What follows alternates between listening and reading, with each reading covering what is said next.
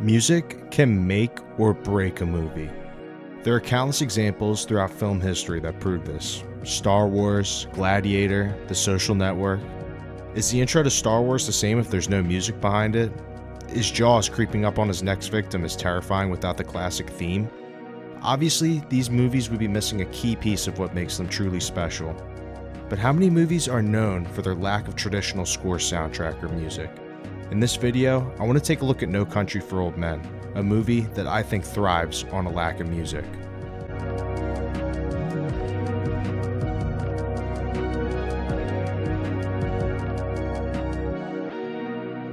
In total, No Country for Old Men features 16 minutes of actual music, including the credits, which make up a decent part of that. The man behind it all is Carter Burwell, Oscar-nominated composer and longtime collaborator with the Coen brothers. On his website, where you can find more about Burwell and his other works, he notes that the film is the quietest I've worked on. Often there's no sound but wind and boots on hard caliche or stocking feet on concrete. Originally an idea by Ethan, Joel needed convincing to go along with his vision for how the movie would sound. Through trial and error, Burwell was able to nail down what they wanted, using obscure instruments such as singing bowls and standing metal bells, which are often used in Buddhist meditation. One of the few instances of this takes place during the coin toss scene, an iconic moment in film and maybe the most memorable part of the movie. Let's take a look. When it starts out, we see what Burwell was explaining in his quote, with the rustling wind, a distant plane, and the creaking Texaco sign.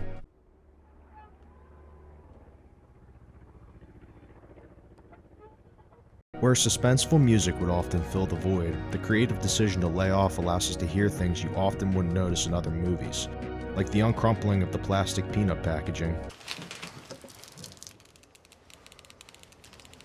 That satisfying sound of the coin toss, and the coin smacking the wood countertop.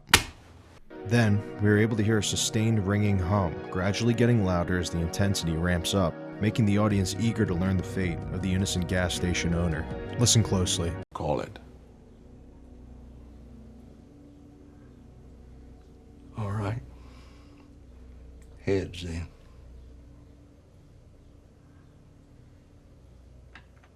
Well done.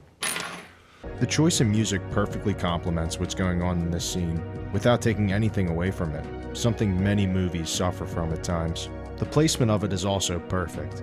It started just at the right time. Too early in this scene, and it would make it feel less impactful and overused. Too late, and the mark would have been missed, like only getting to ride the second half of a roller coaster. One thing I love here is how the music stops right when the coin is revealed as being head side up, almost like steam being let out just in time before the lid popped off. Burwell notes further, it was unclear for a while what kind of score could possibly accompany this film without intruding on this raw quiet. I spoke with the Coens about either an all-percussion score or a melange of sustained tones which would blend in with the sound effects, seemingly emanating from the landscape. We went with the tones. It's interesting to think how different this movie would feel if they went the percussion route, as many films seem to do. I think it would have given it a much more generic feel, removing a lot of the tension and uneasiness in the atmosphere. Burwell describes No Country for Old Men's tone as unsettled due to the music, and I couldn't agree more. Just look, listen, and feel at how different this scene is with the drums in the background instead. Call it. All right. Heads then.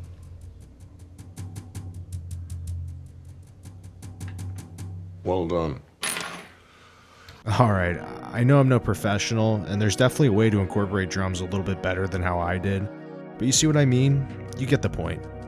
This has been done countless times before. It's refreshing to see a movie that just does it differently than the rest. It's how a film stands out from being just another good movie and makes itself a great movie that people will remember. No Country for Old Men took a risk in doing this. I'm sure they had apprehension towards the idea of a more quiet film, as evident by Ethan needing to convince Joel of the idea. Could it keep the audience's attention? Would what's going on screen be able to carry itself without the usual crutch that music provides? But in the end, it worked out for them, and they made the right stylistic choice as it helped emphasize all the other great things about No Country for Old Men, such as the acting and the story. This movie does a lot of things well, and I think the score is near the top of that list. The music definitely helps make this movie what it is. Thanks for watching my video. It's the first one I ever made. Let me know in the comments what you thought. Give it a like if you enjoyed it, and subscribe if you want to see more videos like this one in the future.